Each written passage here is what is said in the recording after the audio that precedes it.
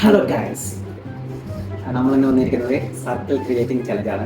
അത് ഞാൻ ഇവന് കൊടുക്കുന്ന ചലഞ്ചാണ് കേട്ടോ. ഇവന് അറിയില്ലത് എന്താണ്. അപ്പോൾ ഞാൻ പറഞ്ഞുതരാം. ഈ സർക്കിൾ പിന്നെ ഈ ഡോട്ട് ഇത് ഒറ്റ സ്ട്രെച്ചിൽ വരക്കണം. പക്ഷേ അഡീഷണൽ ലൈൻ വരാൻ പാടില്ല.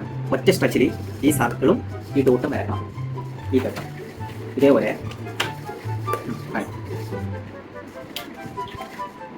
ഒറ്റ സ്ട്രെച്ചിൽ കൈ എടുക്കാണ്ട് വരക്കണം. കൈ എടുക്കാതെ ഡോട്ടും വരും. ആ ഡോട്ടും വരണം. കൈ എടുക്കാണ്ട് സർക്കിൾ വരക്കണം. ആ ഡോട്ടും വരണം സർക്കിളിൻ്റെ അകത്ത്. പക്ഷെ കൈ എടുക്കരുത്. അഡീഷണൽ ലൈനും വരും. അതായത് വേറെ ലൈനായിട്ട് വരും.